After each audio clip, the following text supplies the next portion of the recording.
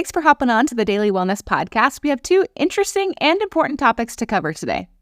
Becca, affectionately known as Organically Becca, is my guest on the show today, and she bravely shares her journey of struggling with acne. After suffering some devastating effects of the birth control pill, Becca dug deep to find the root cause of her acne issues. She found that the products that she was using in, on, and around herself were a big part of her hormone balancing problems. So the first topic that we really dig into today is healing your acne from a natural and holistic perspective. And the second big topic that we cover is using safe products in, on, and around yourself. We talk about how to read ingredient labels on products before you buy them and bring them into your home. We talk about some no-nos to look out for on those ingredient labels if you want to avoid harmful ingredients. We also talk about finding a balance between staying motivated to keep making changes away from products that can truly have such a harmful effect on us, and also not stressing about being 100% non-toxic. So if you're struggling with acne, or if you're on the birth control pill or considering it, or if you're ready to swap out some products in your home for options that have safer and cleaner ingredients, this episode is for you. If the Daily Wellness Podcast has ever been of any benefit to you, we would greatly appreciate your rating and review. Enjoy the show. Welcome to the Daily Wellness Podcast. I'm your host, Melissa Meredith. I've led my family on a transformative health journey for over a decade, and now I help other families do the same. This is a place where busy moms can learn about healthy living. I hope that what you learn here helps you feel empowered to take the next step in your family's health journey.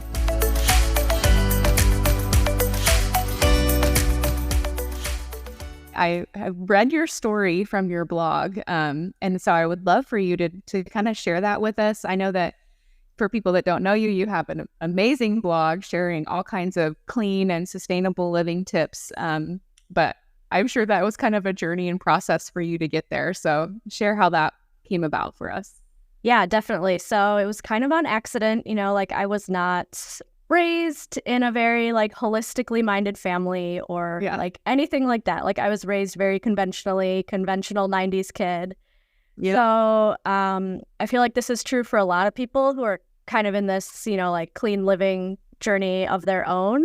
You kind of fall into it. So that's what happened to me. I had struggled on and off with acne as a teen, like a lot of us do. Yeah. Just went to the dermatologist, got a cream, good to go.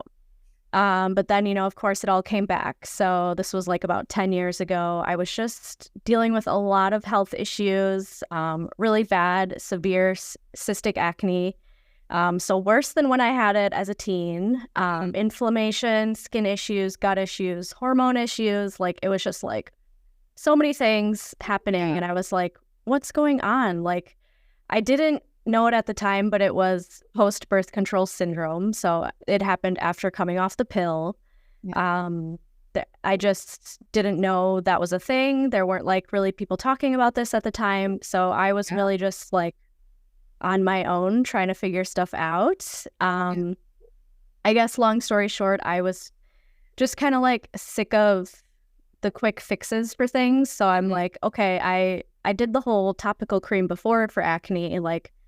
I don't want to do that again and just slather something on my face where I have to worry about acne coming back again. So I was just kind of curious. I wanted to do some more research and find out how, why am I having this acne? Why? I knew it was from coming off the pill, but why is my body doing this? How can I adjust things internally and kind of heal from within, and really just find a more of a root cause approach versus a Band-Aid solution. Yeah. So yeah, all of that and just learning about how to eat for clear skin or how to support your gut, how to the importance of eating organic, in avoiding inflammatory foods, all of that. But then I kind of realized I'm still missing a really big piece of the puzzle. Why am I caring so much about the food I'm eating and my gut and all that? But I'm still using all these products on my body, around my home, cleaning, all of that. And those do make such a big difference too. And I think that's like such a big thing that people overlook. Yeah. So just like, going down the rabbit hole of the cosmetic industry, which we can talk about, but just like the lack of regulation there and all the ingredients in our products, like, and how they're affecting our bodies. So yeah, it's a lot. And like our skin is our largest organ. So yeah, you definitely got to pay attention to all that too. So like as women too, we apply so many products daily. So it's like just another thing you got to pay attention to. So that's my story kind of in a nutshell. Yeah. I have so many questions. Just I know. I'm like, I just kept going. That's awesome. Thank you for sharing that. So when you were a teen and you were struggling with acne, you were using creams. It's a personal question, so it's up to you if you want to answer. But was the pill recommended to you by your doctor as part of an acne solution? No. So yeah, in high school, I don't think I remember like my doctor being like, well, yeah, just go on the pill for acne. That was more like a dermatologist topical cream approach. And, I tried Proactive and all of the horrible stuff in like the early 2000s for skincare. But no, I think the pill was more just like later in early 20s for like, that's just what you do. You just go on the pill. So, right. But yeah, not recommended to me for skin. But I know that is for a lot of women. Like, this will fix your acne. Just take the pill. Yep. Yeah. I have a 17-year-old daughter, and a lot of her friends are on birth control because the doctor has given it to them for their acne. Yep. Yeah. What are your thoughts on that? Oh, I have so many thoughts, but it's just like, again, it's just like a quick Band-Aid approach versus like it's just going to mask the symptoms versus actually like getting to the root cause of it. So I'm like, it's just a little unfortunate that it's like we're kind of taught that there's no other option. Like, oh, you're just going to have acne or just do this one thing to fix it versus like, why are you having acne? Yeah. Right. Yeah. And I think that they're not also told the side effects that birth control can have. And so this is a side note, but like another friend of mine was told that she needed to be on birth control for her PCOS or she was going to get cancer. Wow. That's like, she was like they made her cry in the doctor's office because she really didn't want to be on birth control, but they were like bullying her basically. That's horrible. To take this pill. So I know it's given to people for different reasons, but to give it to these teenagers for their acne, without telling them what can happen to their hormones and what it's really doing to their bodies, and their cycle and everything is just not cool. I know. And I just hear so many stories like that, and not just for acne, but it's like, oh, you have cramps. Okay, go on the pill. And it's like, are we just using this to like fix everything? Like, there's so many other ways you can like change your lifestyle and your diet and just have better habits. What did you get from me? You called it a birth control withdrawal syndrome? Is that what you said? It's called post-birth control syndrome. Oh, post-birth control syndrome. Yeah. What is that exactly? So I think that's basically your body's like rebound effect of not having those hormones that you've been given for so long. So just birth control can affect so many things like your gut, your mineral imbalances, all of that. So I think my body was just so depleted from so many things. And, my gut was thrown off and just like everything kind of snowballed where it's like my body just freaked out. Just like it was within a few months of coming off the pill. And at first I didn't put it together. I was like, why am I getting all this acne all of a sudden out of nowhere? And I was like, oh, like that's why. So so you really figured out that your connection to your skin struggles were with hormones. Yeah.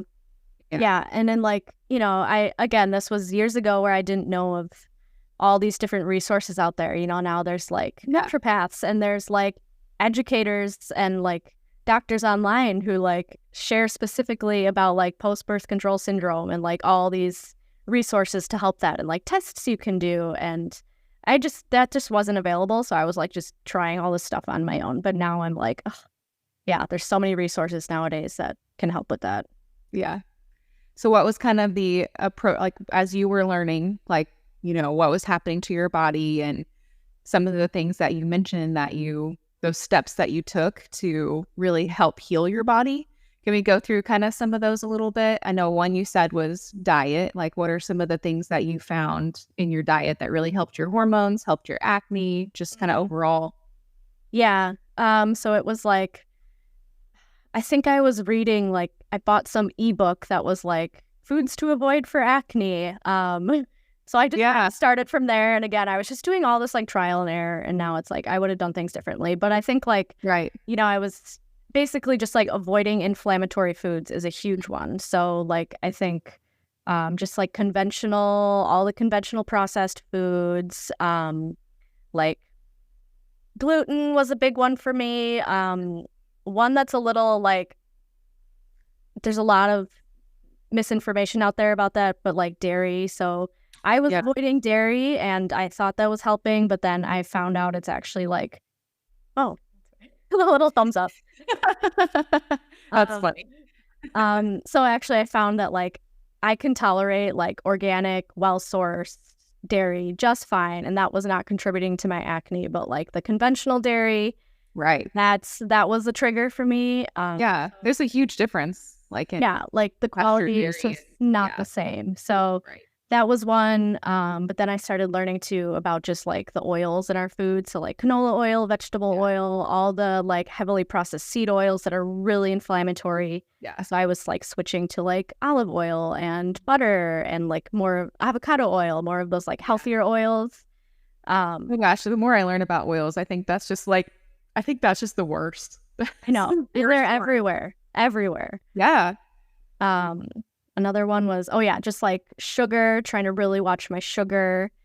And then trying to like eat foods that are supportive of your gut. So like kimchi and probiotic-rich foods, like stuff like that. So it's just kind of like, it was different because I kind of paid attention to food labels and stuff, but not like a ton. So it really was kind of a wake-up call to like, oh, what I'm eating is probably not the best. So it did help in the long run. So yeah, I think like even before I really knew about healthy living stuff or, you know, whole foods, real food and all of that, I think like maybe from a teen magazine or something, I knew that I wasn't supposed to eat greasy food or sugar for acne. Yeah. I think that was like the standard. I know. And it's like, okay, thanks for the advice. Like, it's so generic. And it's just like they were onto a little bit of something. But yeah. Or I even remember hearing about like, don't eat chocolate. Like, I'm just going to make you break out. Like, it's just, it's those silly things that are like gummy worms are fine, but don't eat chocolate.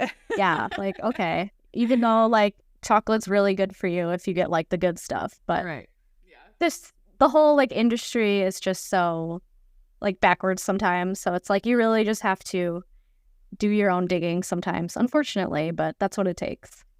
Yeah, and I like what you said because I mean all those inflammatory foods that you mentioned, the gluten, the conventional dairy, the inflammatory oils, sugar, all of those things, if you're having inflammatory issues, those are things that everybody should avoid. But you found also there were some things particular to your body.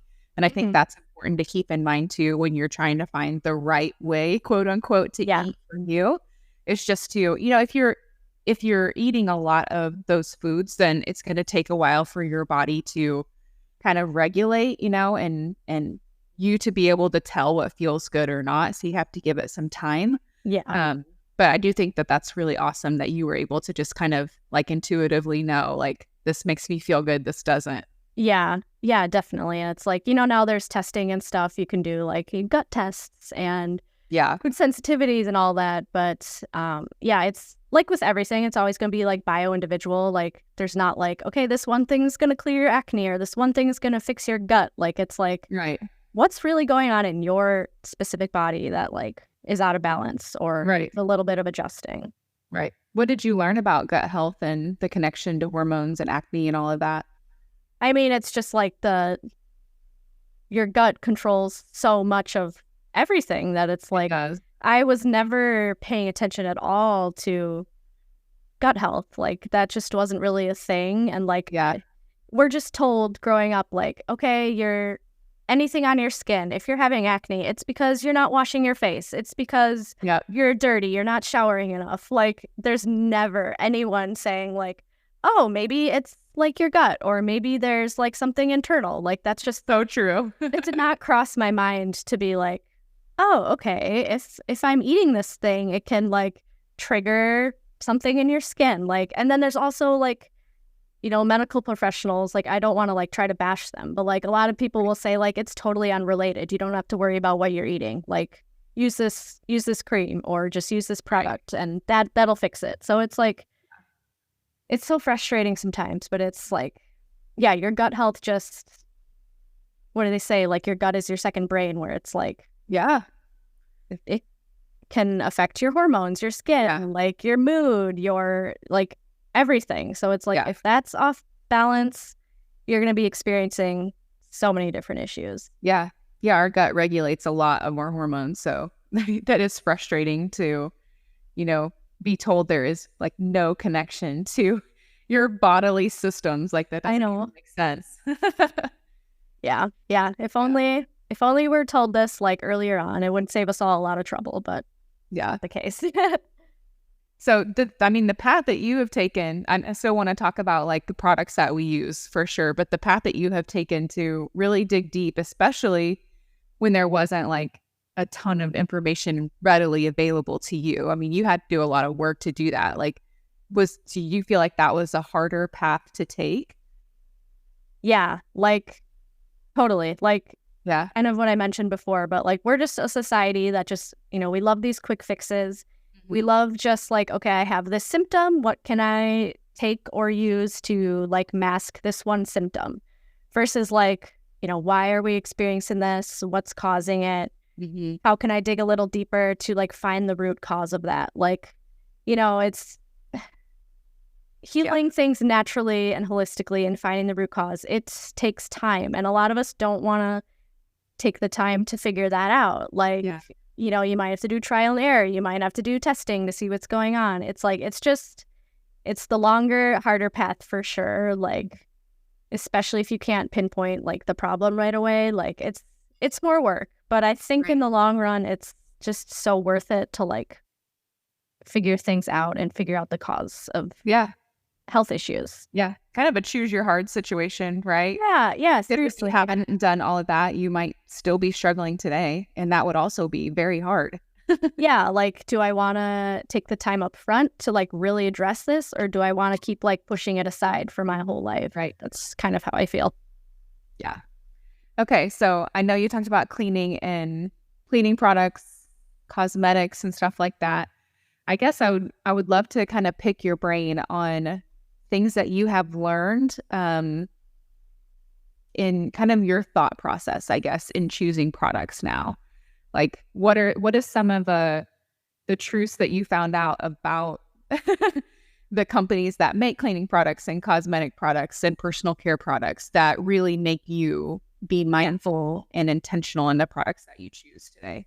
Yeah, definitely. So, I mean, there are obviously flaws within the food industry and the ingredients in food, but like cosmetics, it's even looser.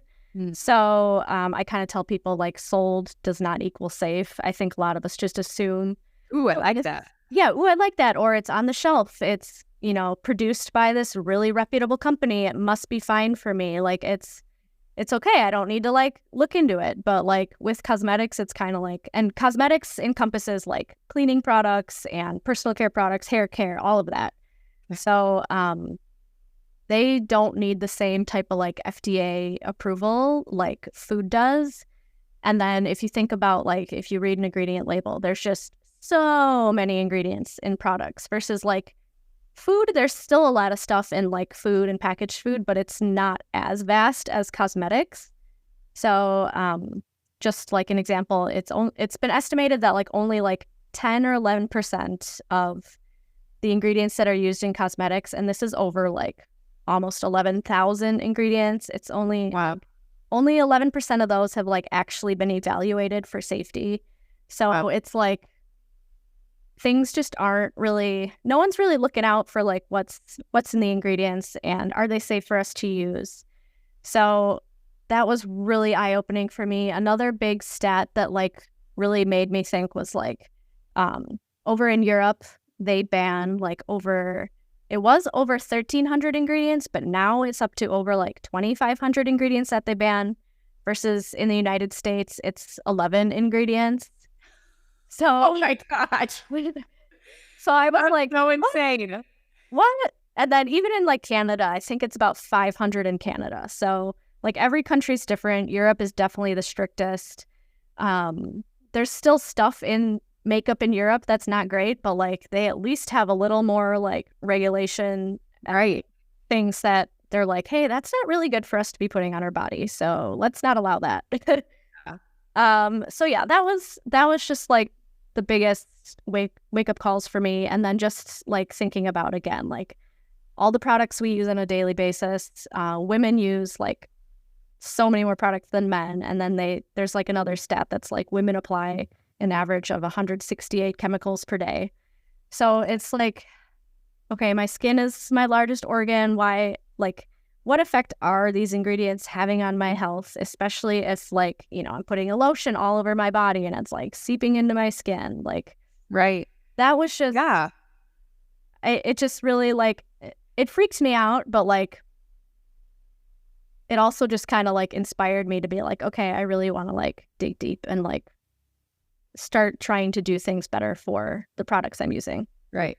I think I saw a statistic that said whatever you apply to your skin can get into your bloodstream in as quick as like 26 seconds or something. Yeah. Like that. Yeah, I see that too. I think someone kind of like partially debunked that where it's like maybe not that intense, but it's still it still absorbs into your body. And like I think if it's right through our bloodstream, I mean that's how our hormones travel as well. They travel through our bloodstream. So yeah, it's like there you go. Your skin is an organ, so it's like it's still, you know, things are seeping in there. And it's not only that too, but like, you know, the smells of some of these products, you're inhaling things, or like if you're using like a makeup powder, you're still kind of breathing that in, hairspray. So it's like, it's not just topically, it's like stuff you're also breathing in or getting into your eyes. Like you're really just kind of exposed from all angles. So yeah. One other thing I think about with the chemicals and things like that. So the ones that are, you know, supposedly evaluated for their safety, you know, they're probably evaluated like kind of individually on their own. And then but in products, they're combined with a host of other chemicals, you know, and they're not doing safety studies on the combination of those products, either in that singular product or as we combine them on our own bodies, you know? Yeah. No, that's such a good point. And then there's actually like, there's certain ingredients that are called like penetration enhancers. So like they're on their own, they're fine. But what they do is they actually make like other ingredients more potent, I guess. Mm-hmm. So it's like if you're using like, you know, these ingredients that have found to been like carcinogenic or mess with your hormones, it's like and then you're using these ingredients that like make it even worse. Like that's not good. But yeah, that's such a good point. I never really thought about like the combos of things. Yeah, the chemical cocktails that we wear that we don't know. There's a lot of those. Yeah. And I think it's a little harder. Like I know in food there can be ingredients that like you read the label and you're like, I don't know what that is, you know? I think in like cosmetics and cleaning products, like it's even worse because it's really unfamiliar territory as far as ingredients. Yeah, and there's just a lot more like synthetic and lab-made stuff. Like food obviously still has that, but a lot of times with food, it's like you can still kind of recognize it's something food-like. Right. But like with cosmetics, it's like it'll be this word that's like so long and you're like, I can't even pronounce that does not sound like natural or good. And like I'm not totally against like synthetic ingredients in cosmetics. I think there are ones that are safer and like do make products perform better and are okay to use, but like when it's to the extent of like there's nothing recognizable in this product, I don't want to use that. Yeah. So what are some of your big no-nos as far as ingredients for people that may be kind of new to reading ingredients on their cosmetics? Like what should they look for? Yeah. So, okay, I'll just give a general overview first of kind of like the health effects of some of these and like why it should be avoided, and then I'll go into like specific ingredients. But like I've kind of covered some of this, but like a lot of ingredients in our cosmetics are linked to endocrine disruption. So they can mess with your hormones. It can be very like subtle things like allergies. So like just like sneezing when you use something, or even like a topical allergy, like a rash. It can be more severe too, where it's like a carcinogenic ingredient, so it can lead to cancer. So there's actually like 2/3 of cancer cases are caused by environmental toxins. So that includes stuff in our cosmetics, in our products. So yeah, there's kind of all of that to consider. A lot of these ingredients are just so heavily processed that like they end up getting like carcinogenic byproducts throughout like how they're made. So, they could start out okay, and then by the time they're in your products, they're not so great anymore. Right. Another one I mentioned was the penetration enhancers. So they just make make other ingredients work stronger. So I think the number one main thing I usually tell people to avoid are the synthetic fragrances. So this is where you mentioned the chemical cocktail. Yeah. The term fragrance, there's no FDA regulation. Well, there is like a little bit of regulation, but like it can be a combination of like over 3,000 different chemicals. So you probably just see the one word fragrance on a label and like, oh, okay. But that can be so many different things, and companies can keep that proprietary. They don't have to share what's in it. And it's also in so many products. So like... Can that also be perfume? Is that... Yes. Same thing? Yeah, it might not say just fragrance. It could say perfume, the more like parfum.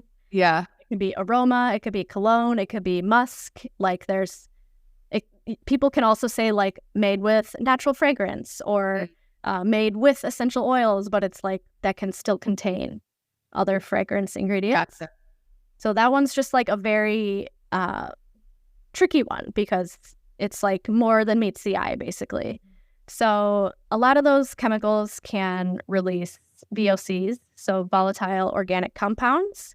They can do, like I said, the very like more subtle health effects. So like, if you go to a candle store and you get a headache or you get dizzy, that's from the fragrances. That's me. I know, like we've all gone to like Bath and Body Works and all of those stores where you're like, I can't be in here anymore. I'm gonna like pass out. So yes. Or the like cleaning product aisle at the store. Like it's just so strong.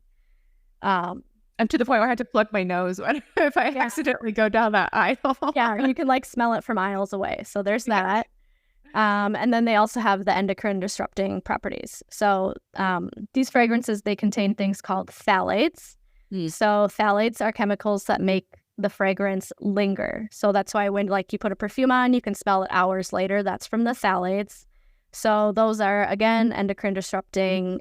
They're linked to like developmental and reproductive toxicity. Right. So that's like the number one thing. I'm like, if you see, just try to avoid the synthetic fragrances. That's like your number one step. Once you start, and that will eliminate a lot, honestly. Yeah, seriously. Like you'll be like, wow, that's in everything I use. And so yes, it might be like, oh, this is overwhelming. But like before you even try to start like looking into other ingredients, I would just start there, because that will save you a lot of trouble and a lot of like literal headaches. Yeah, literally. Yes. Yeah. Another big one is parabens. Thankfully, a lot of companies have like stopped using parabens, but they're basically just replacing them with other ingredients that still aren't great. So parabens are preservatives. We do need preservatives in our products, especially like water-based ones, because we don't want like mold and fungus and stuff to start growing. So we need preservatives, but there are like better preservatives you can use. So I would say just avoid the parabens. So those you'll see on a label as like propylparaben, methylparaben. It's kind of, they have a different beginning of the word, but it ends in paraben. Okay. So those are like just very quickly absorbed into your skin. And then they also can mimic estrogen. So they can mess with your hormones. They can disrupt hormone function. They actually have been found to like accumulate in breast tissue. And then they've also been linked to early puberty in girls. Oh, yeah. So that's a really big one to avoid. That's a huge issue now. Like girls are starting their period earlier and earlier. Yeah, you hear about that like they're like 6 years old or something. And I'm like, oh my gosh. And it's Yeah. I mean, it makes sense just with all of the exposures, especially like for girls and all the products we use and everything. It's like, Right. It's kind of scary. Yeah. Mamas, we gotta look out for our girls. Yeah. I mean, thankfully there's tons of clean options to use nowadays, but most people just don't know. So, another big one, parabens. Yeah. phthalates, parabens, synthetic fragrances. Another big one is the chemical sunscreens. So, like if you look on your sunscreen label, there will be like active ingredients, and there's a bunch of different chemical sunscreens, but like oxybenzone, octinoxate, benzophenone, avobenzone. There's a bunch of them, but those they can leach into your bloodstream. They can affect your hormones. They can affect your thyroid. Just lots of different health effects, and it's ironic because we're using sunscreen to protect ourselves from cancer, and then these ingredients are actually like carcinogenic. So it's hard because, you know, you want to do better for yourself, but you might be unintentionally causing harm to yourself at the same time. Right. Yeah. No, I think that one's a really easy swap for somebody to start at, because I think people have avoided maybe mineral sunscreens because they're harder to apply or they make you look white, but you could definitely find mineral sunscreens now that don't do that. And so if that's been your experience in the past, just try again. Try different brand. Like, they do not all turn you white, and you know, some of them rub in really well. So I just want to encourage everybody that's been avoiding the mineral sunscreens because they don't want to look like a snowball out there. Like, you don't have to do that anymore. Like, I mean, makeup and sunscreen, it's all gotten really sophisticated where it's like, I don't miss like my conventional products. You know, sometimes there's a learning curve or an adjustment with how something performs, but like there are just so many things out there now that are so good, or like the sunscreens are tinted or, you know, very silky. They apply really nicely. So mineral sunscreens that have like zinc oxide in them, definitely try to do that versus the chemical sunscreens. Yeah. What do you think about the titanium dioxide sunscreens? So from what I know, the titanium dioxide is safe topically. So if you see, like those are the two like mineral sunscreen ingredients, titanium dioxide and zinc oxide. The thing with, both the zinc oxide and titanium dioxide is they shouldn't be inhaled. Yeah. So you don't want to use like aerosol spray type sunscreens, or even like sunscreen powders, because you just shouldn't really be breathing that in. But like topically, it's fine, especially if you're using it's called non-nano. So it basically means the particles aren't like small enough to like penetrate your skin. So they just sit on top of your skin. So those are safe. And then just two more like big things, I guess, to avoid are forever chemicals, which have gotten a lot of like press recently, I guess. But those are they're basically like chemicals that give things like slick, non-stick feel. So it's in cookware, like Teflon. It's also in makeup. Thumbs up. It's also in makeup and like mascara to give it like that slick coating. It's also in clothing. So those are basically like they're called forever chemicals because they're very persistent, both in our bodies and in the environment. They just don't break down. Right. Really hard to detox from, right? Yeah, hard to detox from, and they can like affect your liver and lead to cancer, like all of that. So I think I saw a study the other day where they found those forever chemicals in breast milk. Yeah. Like it's in everything. Like I think it's been found in babies, or even in like rainwater. Like it's unfortunately everywhere because I mean they just don't go away. Yeah. So that's a big one. And then lastly, I'll just say talc. So that's like a mineral that's found in a lot of powder makeup. So like foundation powder. It's also just found in like baby powder. So that can be contaminated with asbestos. So you shouldn't really breathe it in. You shouldn't put it on your body either. It's been linked to mesothelioma. There's been tons of lawsuits around it that are still going, but then like ovarian cancer too. So just to start with those main heavy hitters, and then you can slowly learn about other ingredients too, but just start with those, and then that'll eliminate a lot of stuff. Yeah, that's really good. Good tips. Everybody taking notes? Right. I know I don't want to like overwhelm people, but there's a lot we got to look out for. Yeah. I think I've also seen you encourage people to read ingredient labels, even if it's a product that they have bought before and thought was good, but to continue to check. Why is that? Yeah, so it's really just a good habit to get into, like just reading ingredient labels, familiarizing yourself with the ingredients in a product. I think what a lot of people do is they're like, okay, I've checked out this brand. They're all good. The ingredients in this product are great. So they just keep buying it. And what happens though, a lot of times is brands will change their formulas, like, and they don't tell us. They won't be like, hey, by the way, we changed things in here. So like there are so many times where I've like completely triple checked a product, and then next time I went to buy it, I'm like, oh, that's a different ingredient list. Like, okay. So that's super frustrating. And like, Yeah.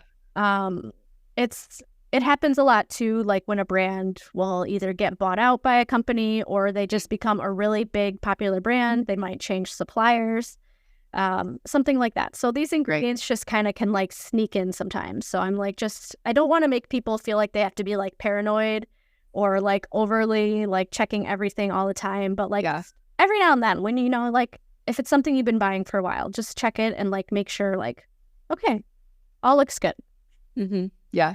That's that kind of brings me up. So knowing so much about like healthy ingredients and harmful ingredients, have you gotten to the place where you're using like 100% non-toxic products in your house?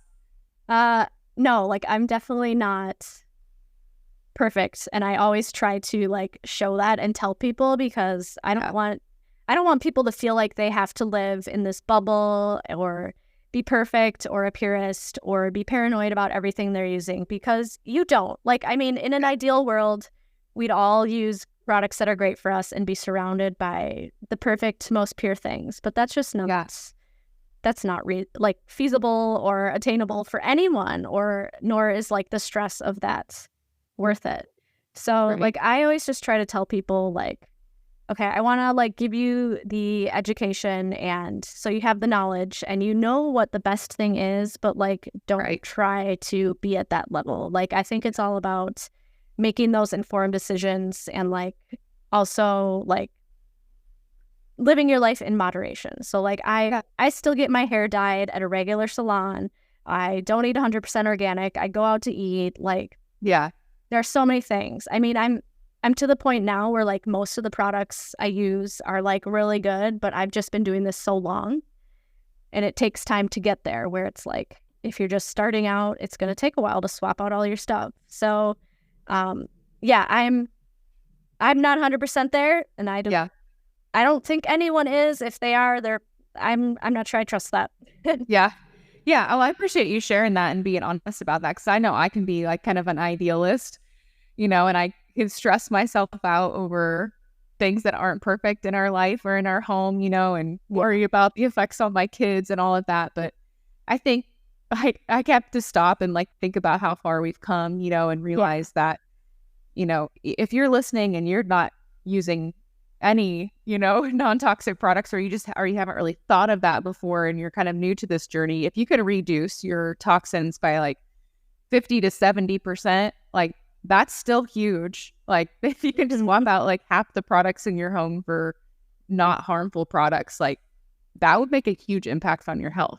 Yeah. And it's like, I think people get so sucked into this, like where they first learn about ingredients and then they freak out and then they want to like swap every single thing out immediately. And it just becomes this like stressful thing versus like, I kind of think it should be fun and you can try different products out and it should be like empowering and trying to all these new different brands and everything. But it's like, like you said, where can you make these little small changes here and there? Because like those little exposures all over time, they really do add up. And I think people don't look at it that way. Instead, they just fixate on like the big things where they're like, oh my gosh, I'm like, this one thing is harming me so bad. And it's like, okay, but think about everything else you're doing that you changed or you improved on. So just like, just try to look at the big picture. Yeah, making sustainable changes is huge, or you'll burn yourself out and get overwhelmed and give up. Yeah, there's so many people that are like, I'm quitting the crunchy lifestyle, or I'm leaving the holistic community or whatever. And it's like, well, you can do this in a way that doesn't rule your life where you're like some miserable person, like that's it can be achieved. It just takes time, and it's you can do it. Yeah. Where would you recommend someone start if they want to get some cleaner products in their home? So I mean, I think people always ask like what product should we swap out first? And I think it really looks different for everyone, like what are you using most often? What do you have the most exposure to? What's covering like the largest amount of your body? Stuff like that. But yeah, like cleaning products are great because that's going all over your house and then you're coming in contact with it. It's hard because a lot of stuff still is like online. You have to purchase it online, but there are a lot of things popping up in stores, especially like Target has some stuff. There's a lot of like makeup at like clean makeup at like Ulta and Sephora, Whole Foods, stuff like that. I think too, like you might have to trial and error some different brands, find what works for you and what you like. I can definitely on my blog, I have tons of different recommendations for brands and products and stuff. So I don't think I want to like overwhelm people with a million brands right now, but there is a lot of really great stuff out there that you can basically find like a cleaner, low tox swap for anything these days. Yeah, I agree. And that's what I was going to recommend as well, is when you kind of know what you want to start with. Maybe you're running out of shampoo, and you're like, okay, I'm going to try a non-toxic shampoo this time, You can go to Becca's blog, which we will link in the show notes, and you can find some great recommendations for shampoo and really just about anything else you possibly need. And you do a great job of doing like affordable non-toxic options and stuff that's like, you can find it, like you said, Target or whatever, if people don't have a lot of places near them where they can shop, or that you have places where people can order stuff online. So I just feel like there's a lot of variety. So don't let a budget or your shopping options, hinder you, because you can definitely find things that will work within your budget and within what you have available to you. Yeah, you made a really good point of like, when something's empty, then swap it out with something new instead of like trying to just throw everything out. So that's huge. I do actually have like a swaps. It's like a free guide. It has like 60 swaps in it. So I tried to cover all the like basics of that's awesome. Hair care, makeup, dental, feminine hygiene, like kind of just your standard products. I provide swaps for each of those, and then I include some budget options in there as well. So I think that'd be a really good place for people to start, just like start dabbling. Yeah, we'll definitely link that in the show notes. Is there any other like ways that people can connect with you or continue to learn from you that you want to mention? Yeah, so definitely go to my blog. I have hundreds of blog posts. I've been doing this for years. That's organicallybecca.com. I'm also on Instagram at Organically Becca, so I put a lot of content out there. I'm on stories all the time, just sharing random stuff. I also have some ebooks. So one's like a clean beauty beginner guide. So a lot of what we covered here, but just kind of steps you can take to start swapping out your products. I also have something called like an ingredient index. So that has like kind of 60-ish ingredients that you should look out for in your products. And then it goes into like why and studies and sources and a little bit more about those specific ingredients. Yeah. I also do consultations. So if people are just totally overwhelmed about like swapping out their products, you can literally just like fill out a form, tell me what you're looking for or what products you like currently use that you want to switch out, and I can help find replacements. So that's, I think, really helpful if you just want like more one-on-one guidance to like. Yeah, I think that's hugely helpful. Yeah, it's like I really try to. If you're like overwhelmed by looking at blog posts, you could just be like, help me. Yeah, that's why I made it, because I'm like, sometimes people don't want to take the time to go scour through different blog posts. I can literally just give you very specific recommendations based on what I think you're looking for and like your budget and all that. So I think that's a really good place for people to start. Yeah. And I also love your focus on sustainability and on your whole website and everything that you post too. And I've found just personally, like as I try to live a more non-toxic lifestyle for myself and my family, that it kind of naturally just falls into more earth-friendly and sustainable as well, which is a really cool thing. Yeah, I know. Thankfully, there's a lot of brands that you can kind of go different routes with all of this. Like, do you want to focus more on just like vegan, or do you want to focus on like totally natural stuff, like tallow and all that? Or do you want to focus on super clean ingredients, or do you want to focus on super sustainable products? But thankfully, there is a lot of crossover too with all that stuff. So it's like you just kind of got to find what you're specifically looking for and lean into that. But like there's a lot of clean brands that have a lot of good, like sustainable, reusable, refillable packaging too. So many options out there. Yeah, I agree. Anything else on your heart that you want to share that we haven't covered yet? I think we covered a lot. And